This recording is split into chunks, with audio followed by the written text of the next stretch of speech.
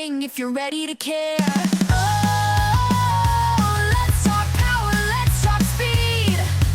Hosted by the one and only itThe.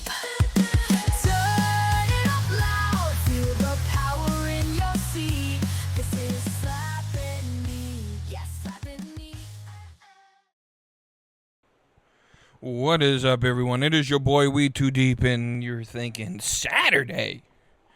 An episode on a Saturday? What's going on, itThe? I thought you said you were taking a break. And I'm going to be honest with you. That was the plan, right? So a lot of uncertainty as to the schedule with this new job and the training, and that uncertainty, at least until the first week of August, is gone. In that, I know my work schedule, and so what was supposed to be a break or a planned break may have some episodes, in that I'll be able to record normal time at night, at least, like I said, until the first week of August. Up until August 7th is my training, and I have a set schedule. After that, I should know within the next 3 or 4 weeks what my actual shift will be outside of training, and then that may do some changing. We'll figure all that out. So with that being said, we have an episode for you. And you might be thinking, well, why didn't you record Monday or Tuesday then? I'll be honest, I was going to, but then I didn't. I was like, well, no, I told him I was going to be on a break. And what's really making me break it today is I just literally 20 minutes ago got out of watching a movie that came out Friday, the 17th, the Odyssey. And I could probably wait till Tuesday and release an episode, but I want to give my direct thoughts out of the theater now. Because I have some thoughts. But we're going to do a full episode. I'm not just going to do an episode, give you 30 minutes on the Odyssey, and then call it quits. We're going to do a full episode, right? Let's break it down. I got 3 non-wrestling or non-sports things. I'm going to be honest with you. I feel a little bit caged in, or limiting what I talk about to just sports and wrestling. We're going to talk about those things. But I want itThe Entertainment, I want the Slapping Meat Community Show to be something that's a little bit of everything. Right? And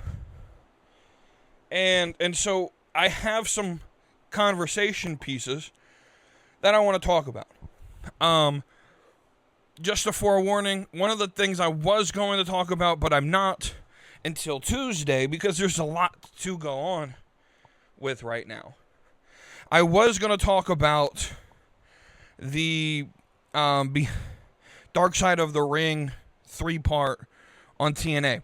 That is going to be next week's the next episode. Probably a majority of the episode. Being that it's a quick turnaround, I think I'm just going to talk about my feelings on that. Just to be honest. And then that'll probably be majority episode, because there's not a lot. Maybe we'll talk a little bit about tonight's Saturday night's main event. I don't have a lot of high hopes for that.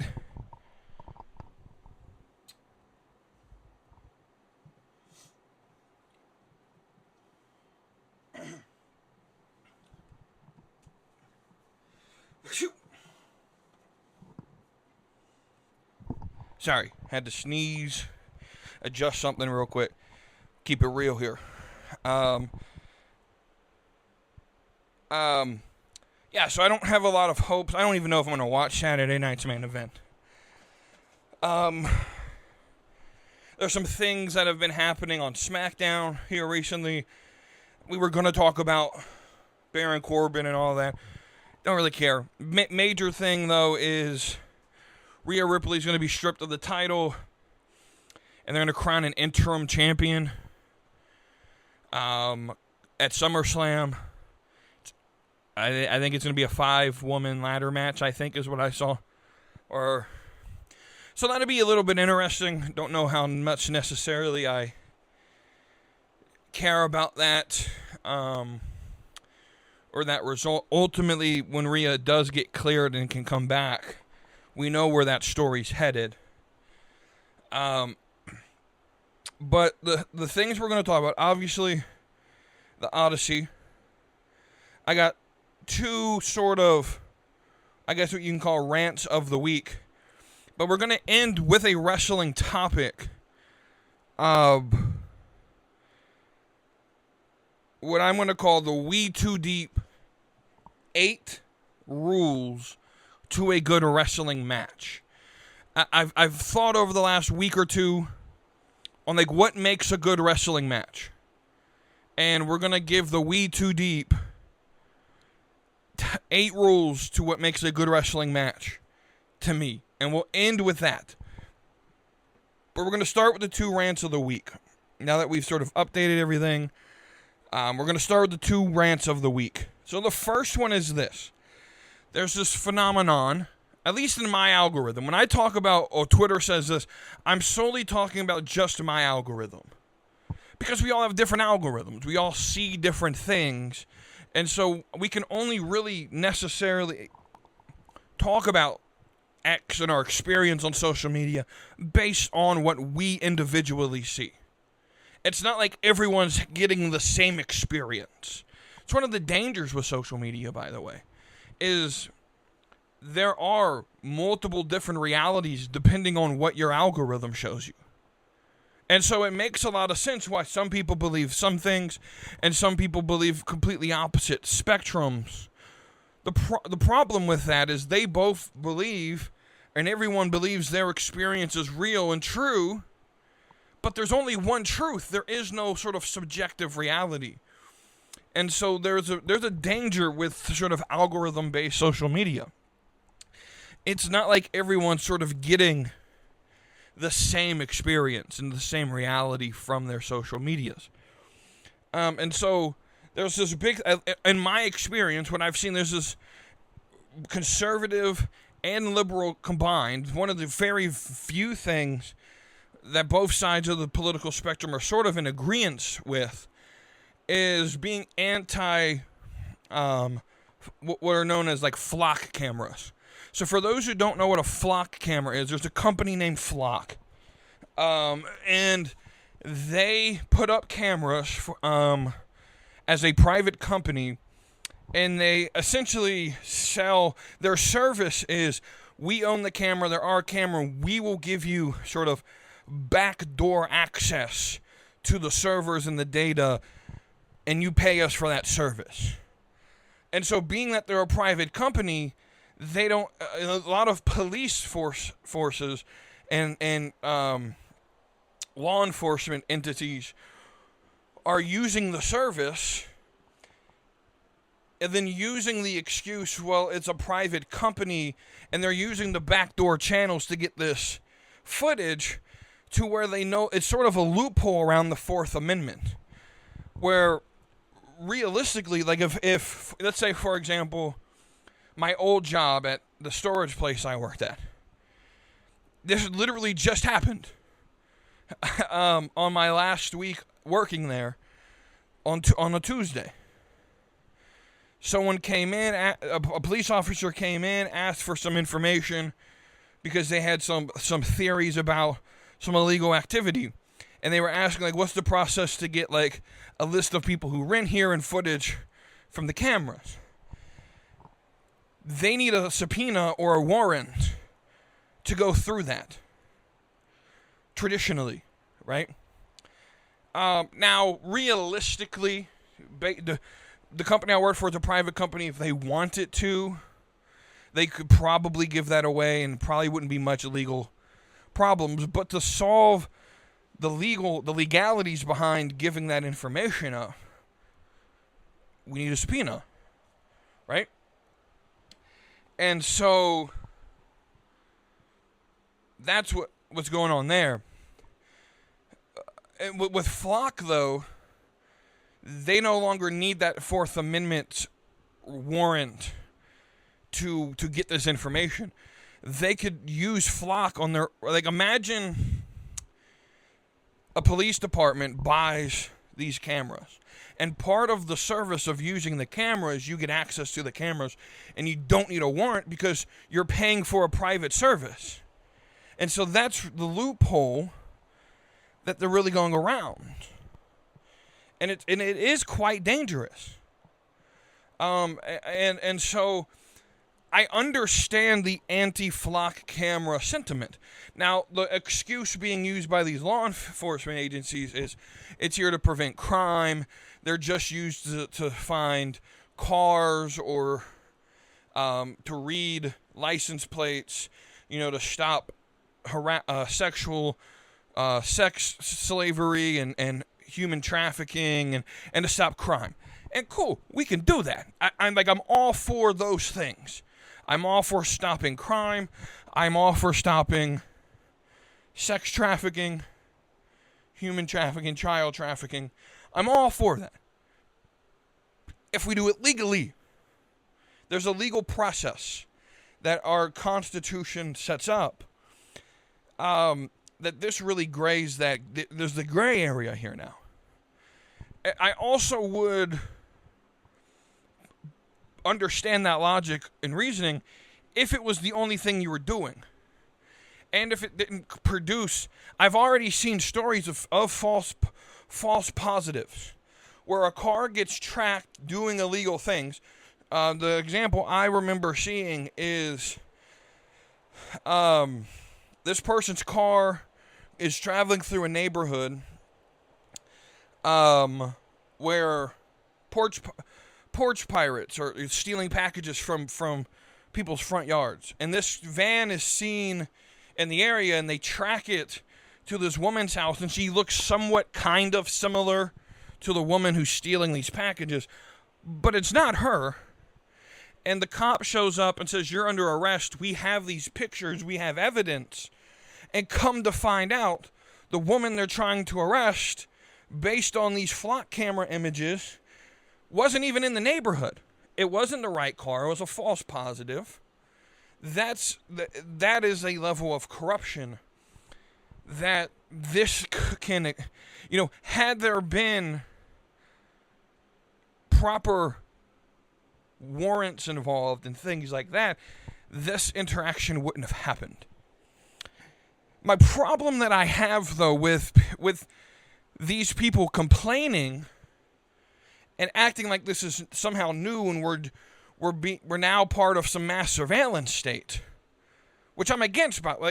There's nuance to this conversation. The thing that I don't understand is everyone's so up in arms about Flock cameras without recognizing if you think that Flock cameras are an invasion of privacy, but you walk around with an iPhone and an Apple Watch and a tablet and a laptop with location services turned on, and you walk around with face recognition to turn on your phone. How many of us just turn that on because it's more convenient than having to remember a code? I know I did. Right? It's more convenient. It's actually less convenient for me. Here's why. I have a twin brother. His face unlocks my phone. Mine unlocks his. It's very not convenient. It's not safe and secure as much as remembering a passcode. But it's more convenient. Right? The same people who walk around and act like these Flock cameras are a problem, which they are, they're not up in arms about these iPhones. So there's a reason why I kind of just roll my eyes when I see people cutting down flock cameras. One, that's not doing anything. You're not going to shove it to the man. Your tax dollars are already paying for it. They're just going to throw another camera up. What actually does something is a lot harder than just cutting down a flock camera and going to jail for it. It's voting for people who don't allow these policies to happen, who pass legislation. It's running for local government. It's voting for good candidates. It's actually being an active citizen and not just someone who gets up in arms. Like, there's a difference between revolution and everyone loves revolution. There's a difference between revolution, which is sort of like what I know we call it the American Revolution, and it was. We revolted against England. But there's two ways you can do a revolution. You can revolt in the way the French did, which is just pure anarchy, or you can do the American way, which is really reformation. But we don't call it the Reformation because we have an American Reformation, and it's a religious movement. And so it would kind of be difficult, right? But there's a difference between revolution and reformation. I don't think we need a revolution in America. We need a reformation. We need to remember and to go back to the founding principles and the founding understanding of the founding documents. And to go back and to recognize that being a citizen comes with privileges, but it is a responsibility of the people. Right? So many of us, at times myself included, just love to pass all the responsibility onto the elected officials. But they work for us. We're the ones in charge. We're the ones that are supposed to be responsible for how the country goes. So the only people we have to blame for this is us. We've allowed for so long, and we've been comfortable for so long to allow this to happen to us. And so, yes, be upset about flock cameras. I'm not saying that they're good things. They're not. But if you're upset with that, and you think that that's now some major violation of privacy, while you have TikTok, which we actively know is spying on the people using it, where we actively know our social media is spying on us. We actively give permission to these apps to take data to do ads on us. And where do you think that data is going? They're selling it or giving it to government agencies. We actively walk around with a tracking device in our pockets, in our hands.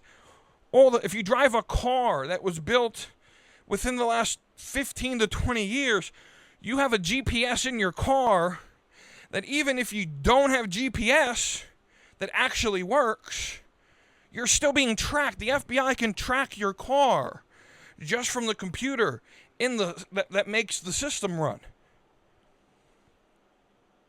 If you think that this is now we've already been conquered, right? Standing up now is too late. You've already been conquered. If that's what if your viewpoint is, this is an invasion of privacy, we need to fight back. Fight back. You should have fought back decades ago. You're a conquered people now. Fighting back's not going to do nothing. There's too much ground to make up. You're down 10 runs. You may score 2, but you're still down 10 runs. You're a conquered people. You lost. And that's not to say, well, then give up hope, don't try. That's to say, it's gonna take fighting, not being stupid and going to jail and getting a criminal record. It's gonna take actual reformation. See, you can revolt all you want. That's the easy way. The easy way to solve this would be to get mass riots, stand out in the street and complain, cut down all the cameras, and then what? They throw you all in jail and then nothing happens? The only way to get lasting results is to not to revolt against the system, but to reform the system. And reform it in a way that goes back to the founding ideals of the country. To reform it, not to tear down the system, but to recognize that the system just needs to go back to what it was. And we've allowed it to be conquered and overtaken, and we need to take that power back.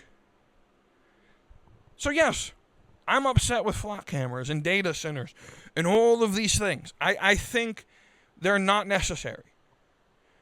They're not actually solving crime, and it is mass surveillance. But it's also one of those things where, like, I have more pressing concerns than if the government knows where I'm traveling, because it doesn't need a flock camera to know where I'm traveling. I have Life 360 on my phone. I have my Progressive app tracks me everywhere I go so that I can get a discount. And the snapshot or whatever they call it, right? If you have a GPS app on your phone, it's tracking you. The government doesn't need flock cameras to do that. I think they don't need flock cameras in general because they're not solving any more crime with them at all. But my point is, we're already past the idea of, well, this is an invasion. No, they've been invading our privacy for decades. Right? Like, you're revolting too late. Now it's the time to reform, to come back, strategize, and take back the power you give.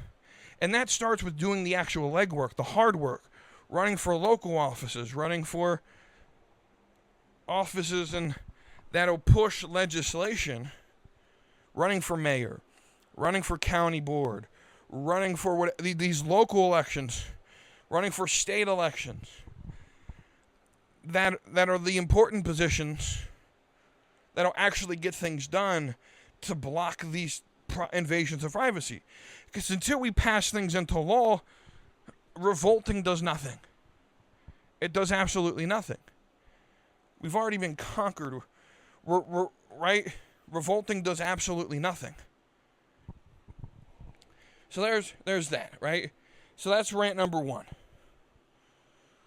The second thing that I want to rant about is more of a conversation on, we all know that I come from a specific worldview, what I would call the Christian worldview, the biblical worldview. And so,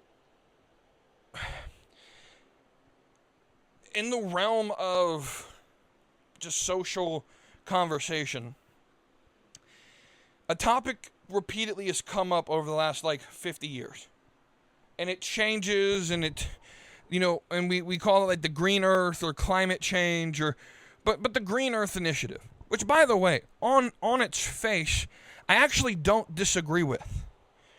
I know this is very unpopular for someone of my political persuasion to say, but I do believe we should take care of the planet. I do not believe, well, let me say this. I do believe in climate change, in that the climate just naturally changes as it tries to create homeostasis. The science has proven, and this is like a proven fact. Like, no one can disprove this. Earth is a closed system, and it's a self-regulating system, meaning it fixes itself. But I also think it's weird to think that a planet that has existed for billions of years, and I, as a Christian, do believe in billions of years. I know it's weird. It's controversial. I do believe in an old Earth, because I don't think there's anything inconsistent with the biblical worldview and holding the scientific worldview that the planet is 1 billion years old. I still believe in a literal 6-day creation, but I also read Genesis 1 not as a history book, but the way it was written. all Genesis 1, in the beginning, God created. All that tells us is who created, right? And that's the entire purpose.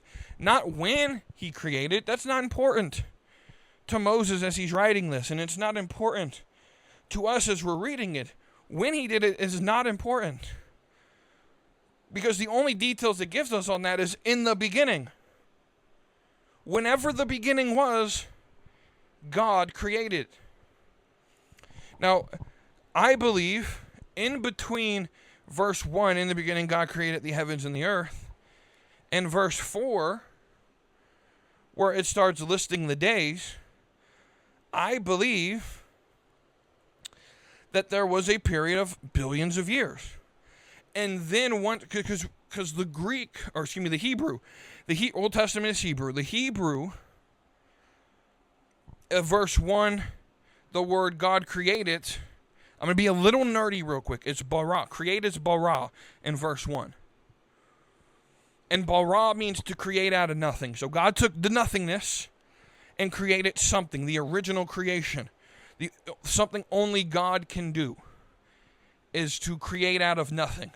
Bara. The rest of chapter 1 and chapter 2, when it talks about God created, the word actually is translated made, and God made, or God formed. And that word in Hebrew is asa. It's a different verb. And asa means to take what has been created and to form it into something. Humans can asa things. Right? And so I believe sometime billions of years ago, the initial creation happened of Earth and the entire solar system. That God spoke and there was. And then verse 2 says, and earth was formless and void, meaning that it was chaotic, it was a wasteland. Well, science also agrees with that. Science says, well, they'll use terms like the Big Bang. I don't believe in the Big Bang. Though if God spoke and it rumbled and created something, you could possibly say that was a Big Bang. But I don't believe like all the matter in the universe, because the Big Bang Theory says all the matter in the universe existed in a tiny dot and exploded. I believe nothing existed but God, because God is uncreated. He's the only thing that's never been created. He's the only thing that's always existing, right? And has always existed and will always exist. I don't believe in the Big Bang that there was material that somehow got here, that came together and exploded. I literally believe there was God and nothing else, and then he spoke, and there was created matter. But I believe that matter was an unlivable wasteland, that earth itself was an unformed, uninhabitable wasteland of just magma and gas, which is what science tells us it was. That it was just gas, a gaseous state, completely uninhabitable for human beings. Now this is where I'll differentiate from the science, because the science will say as everything cooled down, life began to form from small amoebas and started to evolve. I will disagree with that theory, the idea of macroevolution. I 100% disagree with. I will say what happened is millions of years after the initial creation, as Earth, through just normal time processes, began to form and cool, God took what was cooling and he formed it. And these were the 6 days of creation. That's my belief. Now that I've got off of that tangent. But I believe God's first commandment to us was to be fruitful and multiply and to have dominion on the earth. We were put here to work the garden and to make sure it thrived. And I think that's why we have this yearning to protect the planet. I think it's natural in us because we've been put here to have dominion and to make sure that it thrives. And so there are a lot of Christians who have this false understanding of how the world's going to end and it's just going to blow up. That's not true. The Bible never explains that, by the way. I don't know where they get it from. The Bible clearly states that heaven, the new heaven and the new earth, that eternity for the believer will be on the same earth we're living on now. It'll just be back in its Edenic before sin. The Garden of Eden will exist again. We have to understand these ancient themes of the, because that's the type of literature the Old Testament is ancient Near East, Mediterranean themes. We have to understand that.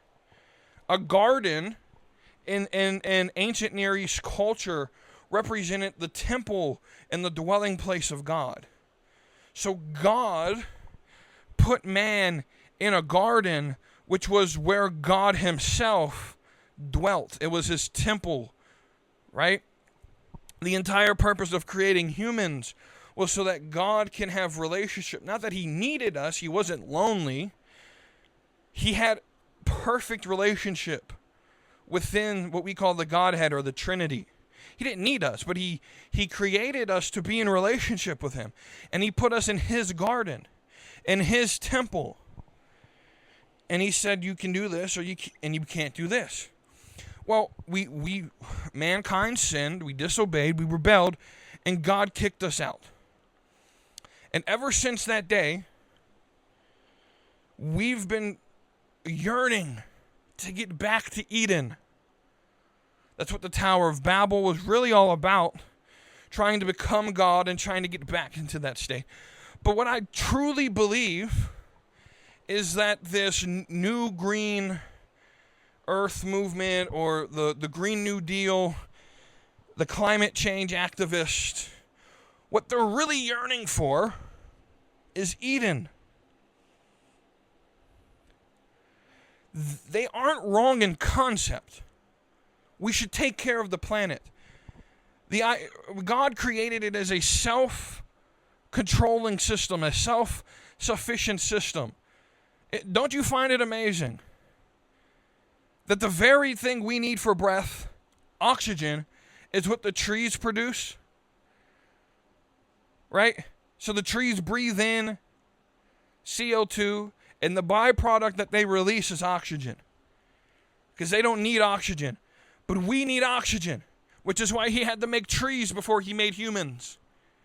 Right? There's a reason why humans were the last things created. He was creating an earth that he could put us into and bless us, and so that we could live. Right? But don't you find it amazing? Trees take in oxygen, trees take in carbon, and the byproduct they send out is oxygen. Well, the thing we need to live is oxygen. So we breathe in, and we're breathing in carbon and oxygen and all the gases that are in the air. There's a lot of them. And when we breathe out, we're sending out all the things we don't need. The only thing we keep in our lungs is oxygen. And it works that way. So why, if that is essentially what God put here to sustain us, is vegetation, why then are we knocking all the trees down, clearing out the jungles? Like, in concept, the climate change movement makes sense. In concept. We need this to live. Why are we destroying it? And I would 100%. I have a solution, though, because really, where they're wrong is how they want to accomplish it. They want to accomplish it by socialism and force and higher taxation. And you can't drive fossil fuel cars. No, that's not the problem. There's a higher rate of carbon because we're removing the things that remove the carbon. If we just planted trees and stopped tearing down the ones that are here, the earth would fix itself. It's been doing it for thousands and possibly hundreds of thousands of years. We have to realize that natural disasters only started after sin came into the world. I do only believe human beings and human history is only at most 10,000 years old. So there's really only probably at least 10,000 years of human things happening and natural disasters. But even in those years, even in that 10,000 years history, we've had hurricanes, ice ages, natural disasters all over the place, and the earth just sort of like fixes itself the way God created it to. Right? I'm 100% on this concept. We should probably take care of the planet we live on. I'm not, like, I'm for the concept. I'm not for the solution. Their solution is, well, if you drive a gas vehicle, you should pay higher taxes. Everyone should go electric. Without everyone knowing, hey, you do know that the batteries that are required for your electric cars have a higher carbon footprint than if you were to just drive the car for the life of the car. The amount of fossil energy it takes to get the lithium to make the batteries, insane. It's such a farce. It's such a scam. The concept is fine. How they act upon the concept and how they actually, in practicality and practice, how they do what they want to do, they actually, I genuinely do not think they care about the climate. I think they just want control. That's ultimately, it's not about the climate. It's about control. So there's that. That's about as political. Well, I lied. Because now we're going to get to the two main topics. The Odyssey. Let's start with the Odyssey. And then we'll end with my 8 rules to a perfect wrestling match. Let's start with the Odyssey. I'll start with this. There's going to be... I'm going to give away some of the plot. I don't know if I'll call them spoilers or not.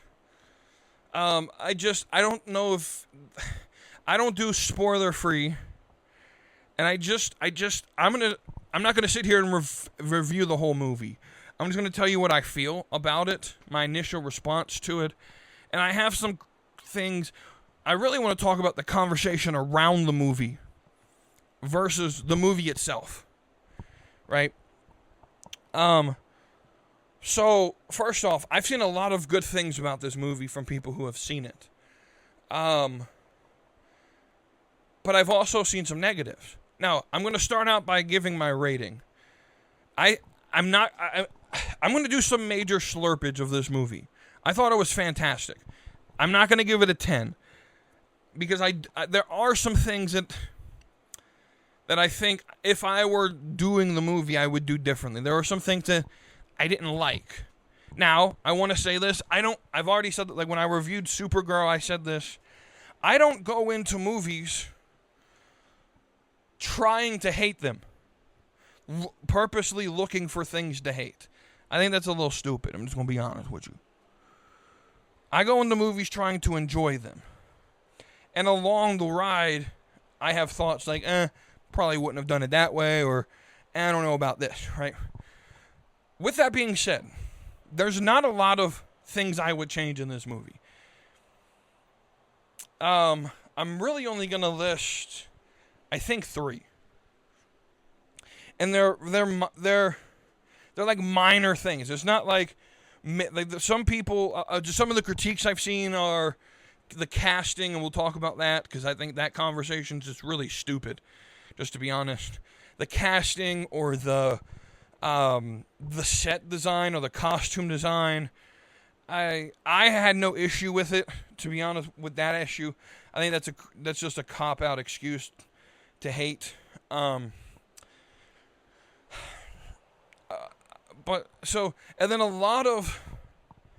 let's go ahead and just talk about the conversation around it. Again, your experience on social media depends on your algorithm. And being that I participate in a more conservative and Christian algorithm and opinions and posts, I get a lot of those responses, and a lot more political algorithm. Just by nature, right? Of the things that I follow, look at, and post about.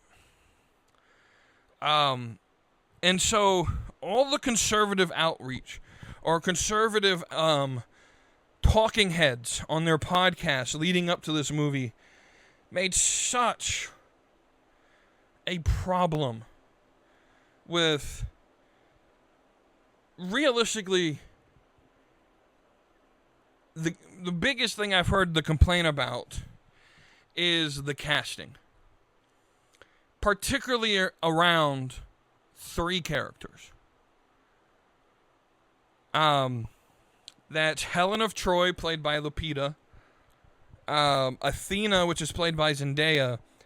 And then Elliot Page, who plays Sinon. I just want to say, I thought it was crazy going into before I even watched the movie. I thought this conversation was stupid. I find it much more stupid coming out of the movie, because those 3 characters combined have less than 10 minutes of screen time in a 3.5-hour movie. I find it, excuse my language for a minute, I find it borderline retarded that the number one talking point that conservative political pundits have been saying since the first trailer dropped back in January or December of last year, early January this year. Since the first trailer dropped, the number one complaint has been the casting of these 3 characters. And they have a total of less than 10 minutes of screen time. So let's talk about these 3 characters. Athena. Oh, how dare they put a black woman as Athena. Guys, first off, for all 3 characters, this is a fictional story. An adaptation. How dare they put a black woman as Athena? As if the gods were just white.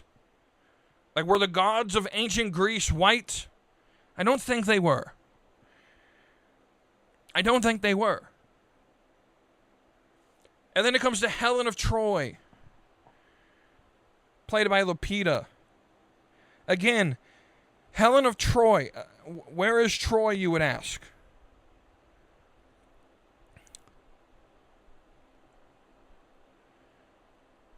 Troy is located in what is now northwestern Turkey.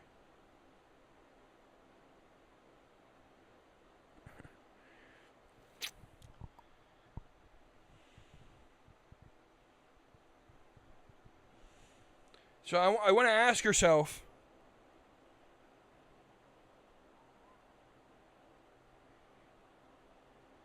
how many white people do you see walking around Turkey?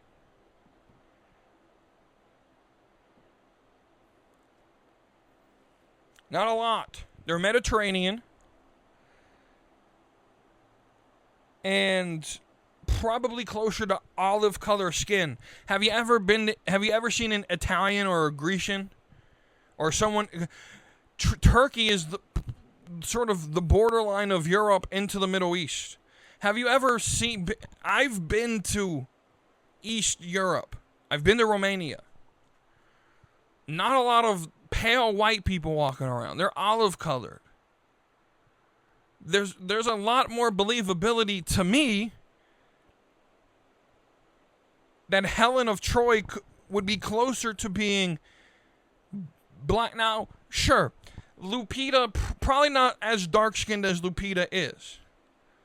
But again, this is a fictional story. Sure, Homer describes Helen as like the fairest of them all, or the most beautiful woman. And I guess this concept for conservatives that the most beautiful woman to ever live might not be European white. Maybe that's a hard concept. Not for me. Lupita's gorgeous, by the way. I don't see a problem with this. And she's in like 2 scenes. She has like 4 minutes combined screen time. And then Elliot Page as Sign-On. Now I'm going to say something and I'm going to explain it later because it's one of the things that I would change about the movie. I probably just... The character itself isn't from the Odyssey source material. It's from a different source. We'll talk about it here in a second. I don't know. The character kind of was unnecessary to the Odyssey story. But there's a certain thing that, again, I don't want to give too much detail because it's one of the things I would change right now. So we'll get back to this. Now, the main critique is, well, Elliot Page is actually Ellen Page. And the critique is against the transgender identity of Elliot Page. Which, guys, from my worldview, I don't actually agree with. Right? Here's the problem that I have with this critique. Now, I'm willing to bet that most of these conservative pundits didn't watch Medea. Maybe they didn't watch Eddie Murphy movies. But let me give you one. Robin Williams played a woman in a movie before. Tyler Perry played Medea. Eddie Murphy played Rasputia. Throughout the history of film, we've had men play women. We've had black men play women. We've had white men play women. We've had black men play white women. Again, I don't see... My worldview doesn't allow me to see things in race because I don't believe it's an actual construct of reality. It's a social construct we create that doesn't actually exist. And so this is a very hard conversation for me to have because who can, again, but to me this all boils down to it's a fictional story. If I'm going to be overcome with I can't believe here's the thing. Elliot Page's character, Sign-On, dies in the first minute of the movie. I'll give that away. And I'll give it away why that happens and why I think they should have gone... I would have done something drastically different with how this is handled. It's a minor thing, but I think it's something that could have been done a little bit better with the movie. But Elliot Page's character dies in like the first minute. There's nothing unbelievable about the character Elliot Page is playing because there's not much of a character here. Right? It's stupid, bro.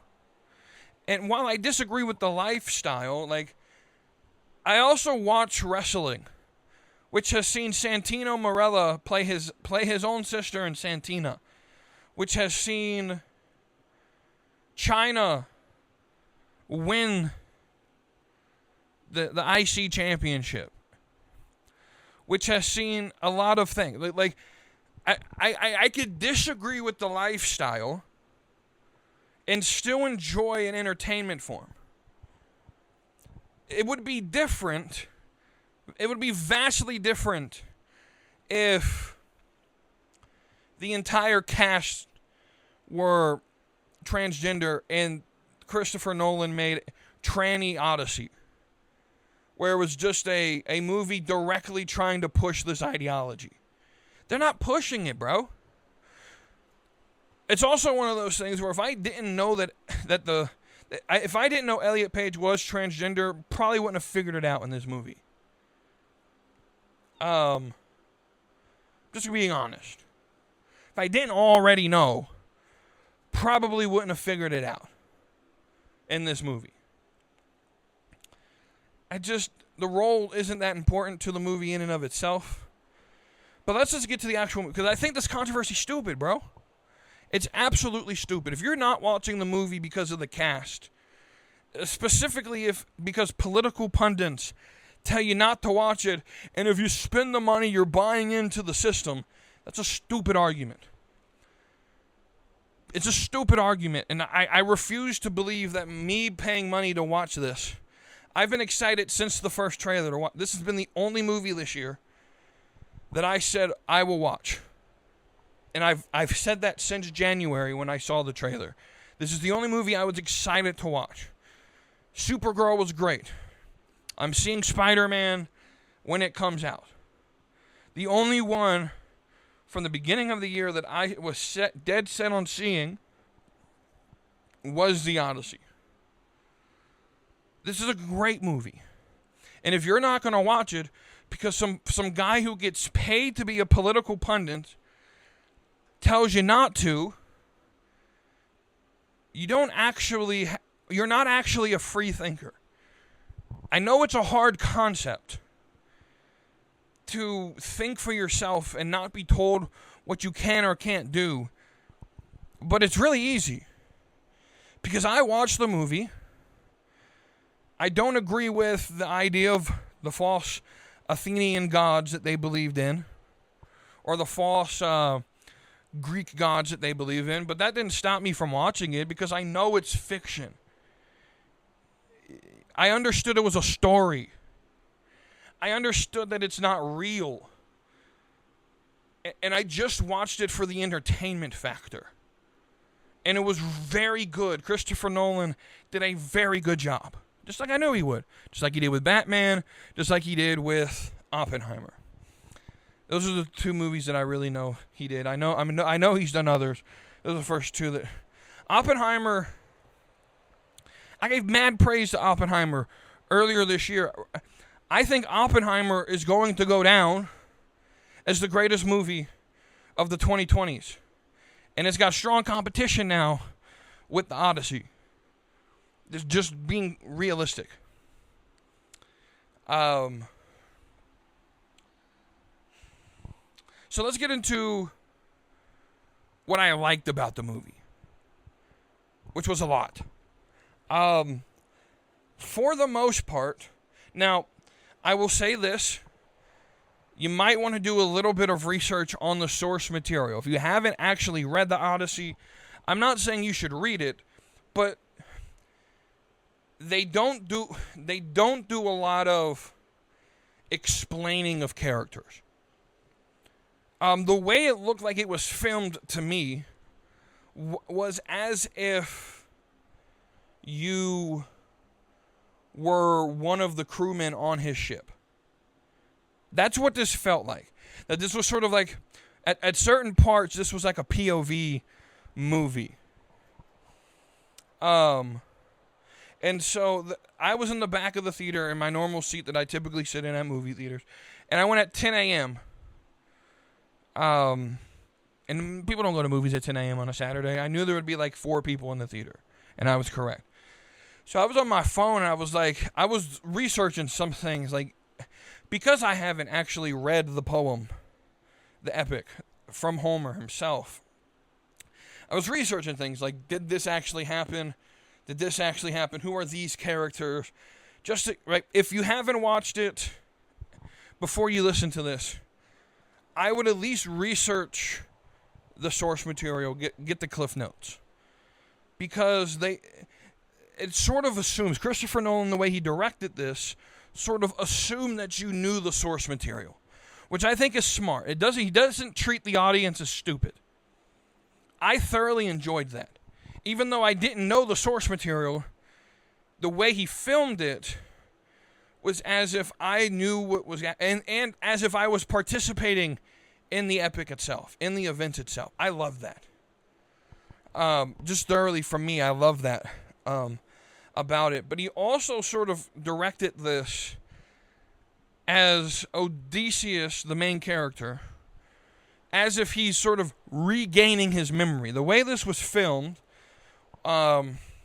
was through the tale of him retelling the events that happened after the Trojan War to Calypso, which, if you know the source material, Calypso is the last person that Odysseus meets in the poem before he returns home. Calypso is a temptress, beautiful, convinces him to come in, feeds him the lotus flower. By eating the lotus flower, that removes any of his desire to go home. He forgot what home was, what he was doing, right? And the entire purpose of the way Christopher Nolan shot this was him retelling the stories.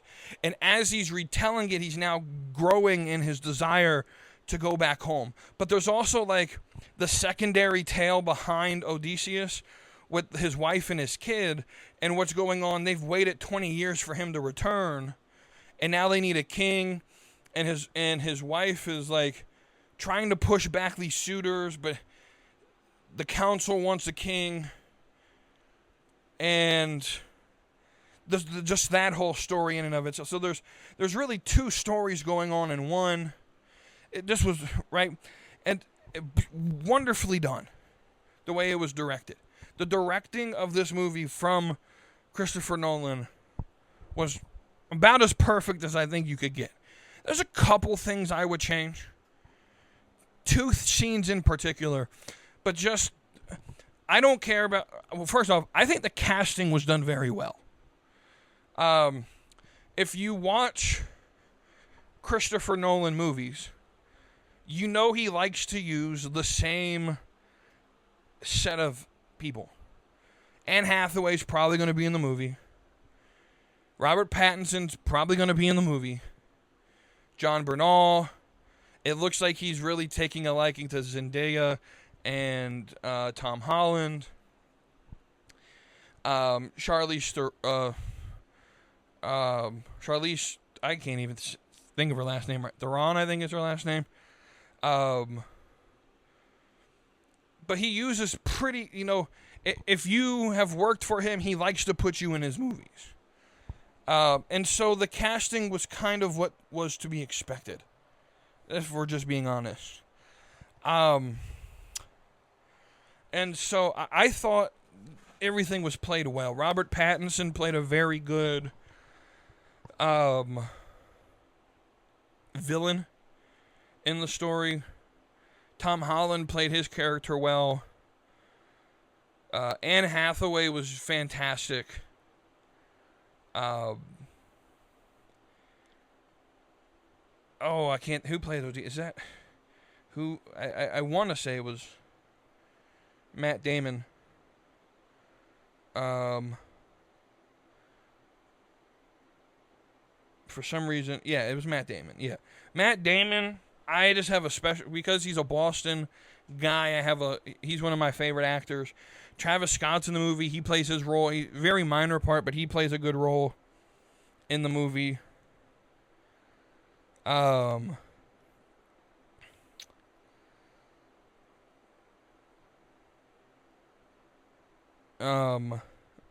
for the part she was in, it was good.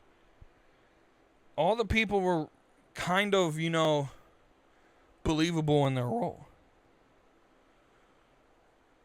And so I actually really enjoyed the casting. The set and the costume design is one of the things I don't necessarily care about. I thought for the most part it was fine. Another thing I really don't care about is and I said this with Supergirl, I'm not a big script guy. I don't like to dissect the script. I thought it was fine. I thought it was really good. I'm not one that's going to sit here and be like, oh, this script is weak. No. I thought it served its purpose. I thought it told a good story. One of the things is that I look for when I see a movie that's 3.5 hours long is how long can you keep my attention for? And they kept it for the whole movie. There are a lot of movies, I was a little nervous with how long this movie was, because the last movie that I saw in theaters that was this long was one of the Transformers. It was one of the Transformers, and why can't I think of the guy's name who does Transformers? It doesn't really matter, though. The point that I was trying to make, though, was I went into Transformers, and that's a movie that could probably be like an hour and a half. And the director adds in so many cut scenes and long action scenes that don't add to the plot. This movie's not like that. There's important aspects of the plot the entire 3.5 hours here for the Odyssey. But enough about all of that. I really just want to get into, trying to bring this home. The 3 things that I would change. 2 of them refer directly to what happened in this film. So we'll start with those. And I have to give away some of the details of the story to talk about them. So the first one is how he handled Odysseus and his crew dealing with the Cyclops. He didn't involve a major part of Homer's story in the trickery of how he escaped the Cyclops, which is the Cyclops essentially asks, "What's your name?" Odysseus tells him, "Nobody." And when they gouge his eye and they later escape, the Cyclops is sort of screaming, "Nobody beat me." And Odysseus, being the boastful, sort of prideful person he is, couldn't stand that. And so he screams his name, Odysseus. And because of that pride, it leads the Cyclops, who is the son of Poseidon, the sea god. He cries out to Poseidon, and Poseidon then, makes the rest of the journey unbearable. There's storms and things. And that's a major point in Homer's story, because the resulting after effects of that pride is what Homer was trying to point out. And that wasn't shown in this. And I think it takes away a little bit from the experience and from the story. And just on that scene, the whole... so in Greek mythology, the gods are sort of human-like. The idea of like an invisible divine nature of gods is a very westernized Christian point of view. The only god that ever really makes an appearance is Athena, and she's not really there. It's sort of like an apparition that Odysseus sees, but no one else does. And so it's a little bit wrong with how Homer wrote it. They fully expected like that the gods interacted with human beings. Again, minor thing, but they didn't really put a lot of emphasis. Like Zeus was just seen by lightning. And I guess you could play, or like if there were strong winds or strong waves, that's Poseidon, right? And that's very much not how the Greeks 100% saw the gods in this story. But then the second is actually the ending, and that the ending of Christopher Nolan's adaptation is that Odysseus goes off into exile after eventually defeating the final enemy. And I don't want to give away all that story, but that's not how the Odyssey actually ended. He reclaims the throne after 20 years in the actual Odyssey. I don't see a reason necessarily why you changed the ending, other than I think the major point Christopher Nolan was trying to get across in his adaptation is Odysseus dealing with the shame and the after effect of the war. But again, I wouldn't actually change that's really the farthest it gets from the source material, is the ending, to be honest. But the major thing I would change, and then we'll get to my 8 steps to a perfect match. The major thing I would change about the movie is I would have made this a trilogy. And here's why. A lot was taken out. I think you could have been more descriptive, like I said earlier, with who some of the characters were. But you can't, because it's already 3.5 hours. And there's a lot of backstory to this. So you had the backstory from Homer's first work, the Iliad, which is the story of the Trojan War, but ends before the Trojan horse and before the fall of Troy. That's where you get Achilles. Now, Achilles isn't in this movie.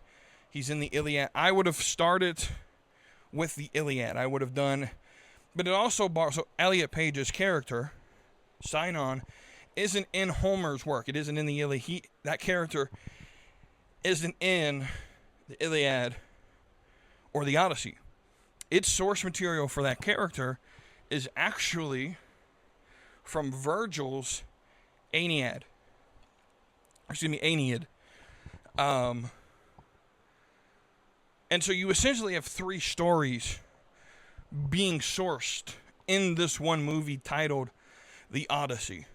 So I would have either not named it The Odyssey, or I would have done a trilogy. I would have done 3 movies, Iliad, Aeneid, and then ended it with The Odyssey, where you can go and explain within sort of its own little universe, trilogy, what's going on a little bit better. That's really the big thing I took away from this was good, very good. I'm going to give it like a 9.2 out of 10. I thought it was very good. But those 3 things, you took out some source material that I think should have been there. You completely changed source material in the ending, and I would have just been more gave more explanation of the story by making it 3 separate movies instead of having to do the back and forth between the Odyssey and then the Iliad and the Aeneid as the background to give context. I would have just made 3 separate movies. You would have made bank with it. I think people would have loved to seen all 3. Just being personal. But that's enough of that. Go watch it if you haven't. If you have, I want to know what you think. When you watch it, I want to know what you guys think. You can do that by joining the Discord. Let's talk about this last thing real quick. We Too Deep's 8 rules for a great pro wrestling match. We're just going to get into it. We'll name the rules, explain them a little bit. Y'all probably know where I'm going with this. Rule 1. Tell a story, not just moves. Every move in the match should answer a question, or should do one of the following. Answer a question, create a question, or advance the narrative. A match should have a beginning, a middle, and an end. But not only that, leading up to this, you should have a promo story outside of the ring that leads to why the match matters.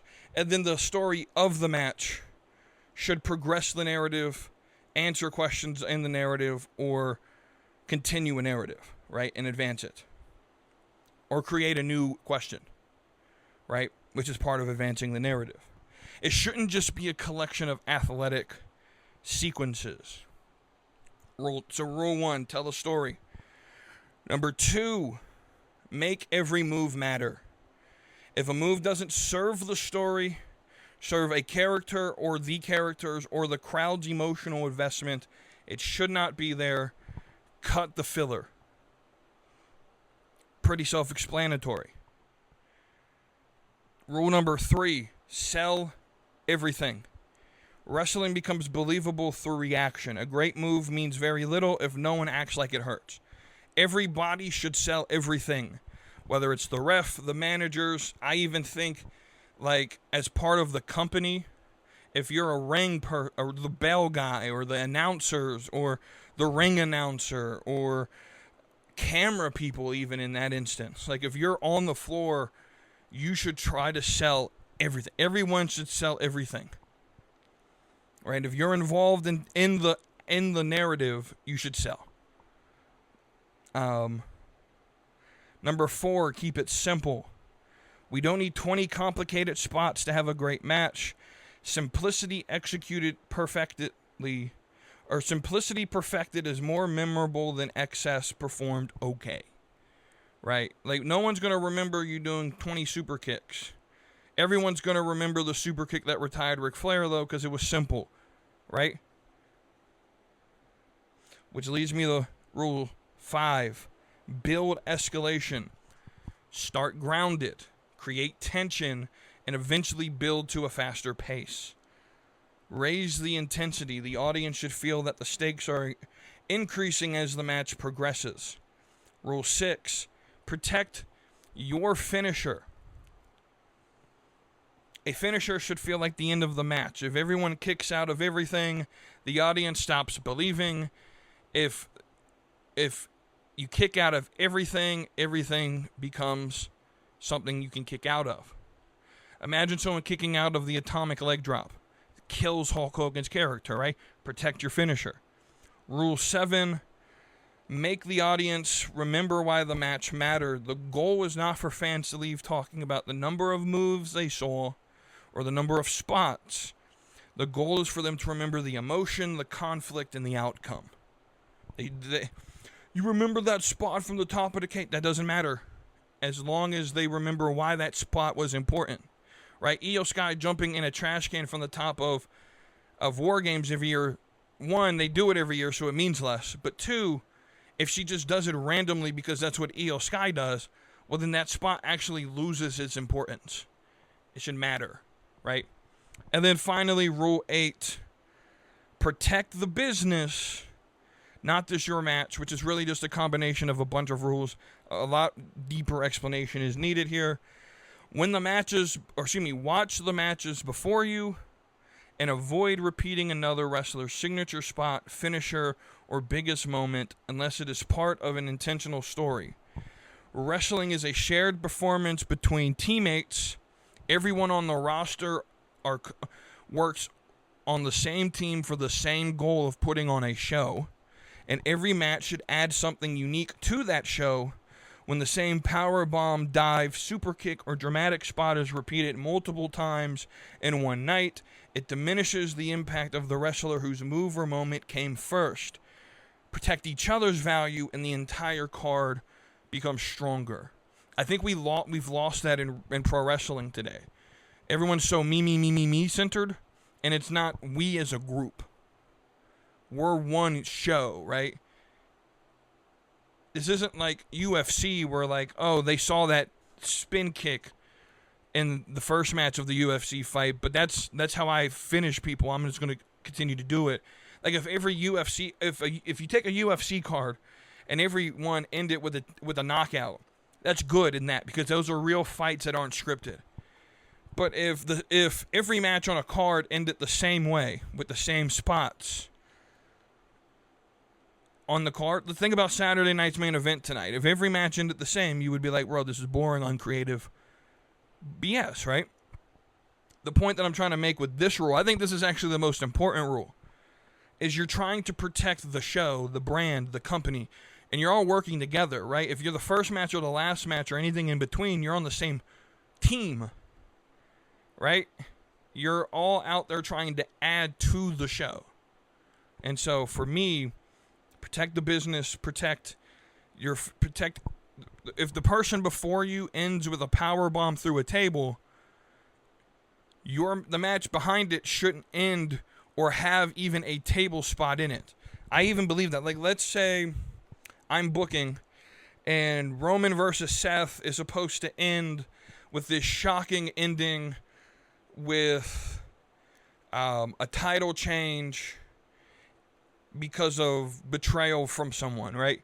That's the only title change I'm booking on that card. I'm just going to be like, if I was booking SummerSlam and I was booking Seth Rollins to beat Roman Reigns because of some shock finish, and I need that shock finish that's going to end SummerSlam night 2 and is going to be remembered from the whole card, the rest of the 2 nights, I'm not booking any other title changes or anything as close to that because I want that to be remembered, right?